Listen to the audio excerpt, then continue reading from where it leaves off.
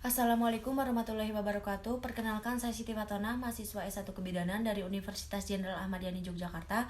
Di sini saya akan menjelaskan sistem reproduksi wanita dan sistem reproduksi laki-laki. Alat reproduksi itu sendiri yaitu alat yang digunakan untuk proses reproduksi manusia untuk menambah keturunan atau menambah generasi penerusnya. Seorang laki-laki dan seorang perempuan sudah pasti memiliki alat reproduksi.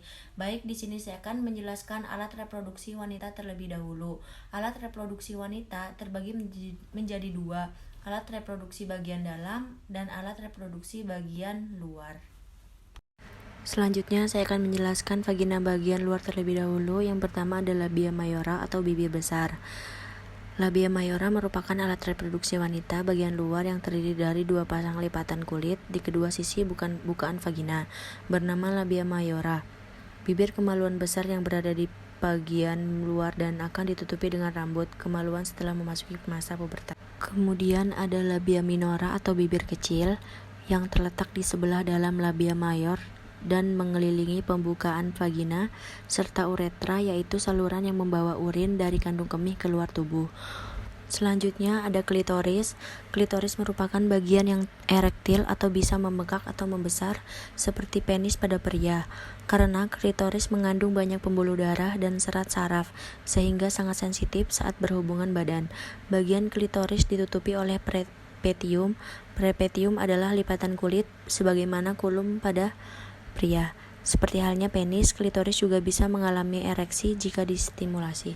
Kemudian yang selanjutnya ada kelenjar Bartolini.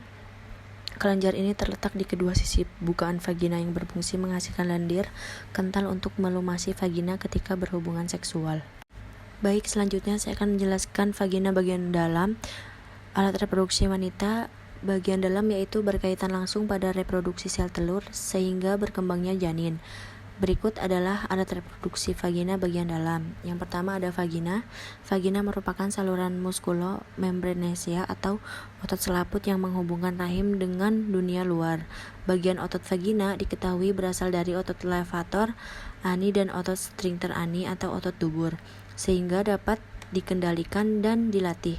Fungsi vagina sebagai jalan masuk sperma menuju rahim dan jalan keluar dalam menstruasi serta jalan keluar bagi bayi. Ada serviks. Serviks merupakan pintu masuk antara vagina dan rahim yang berupa lorong sempit. Dinding serviks bersifat fleksibel sehingga dapat meregang dan membuka jalan lahir saat persalinan. Selain itu, serviks juga berfungsi untuk melindungi rahim dari infeksi dan sebagai jalan masuk sperma saat berhubungan seksual. Selanjutnya, ada uterus atau rahim. Adalah suatu ruang kosong yang berbentuk seperti buah pir dan berfungsi sebagai tempat berkembangnya janin. Rahim atau uterus terletak di antara kandung kemih dan rektum. Selain itu, rahim juga berperan dalam terjadinya menstruasi pada wanita. Saat siklus menstruasi normal, lapisan rahim yang disebut endometrium akan mengental untuk mempersiapkan kehamilan. Selanjutnya ada tuba Fallopi. Tuba Fallopi merupakan bagian organ reproduksi yang berbentuk seperti pipa atau tuba. Bagian tuba ini berfungsi sebagai lalu lintas sel telur saat dilepaskan dari organ kantung telur pada saat ovulasi untuk menuju ke arah kandungan. Saluran ini merupakan jalan bagi telur dari ovum ke rahim, serta tempat terjadinya pembuahan telur oleh sperma.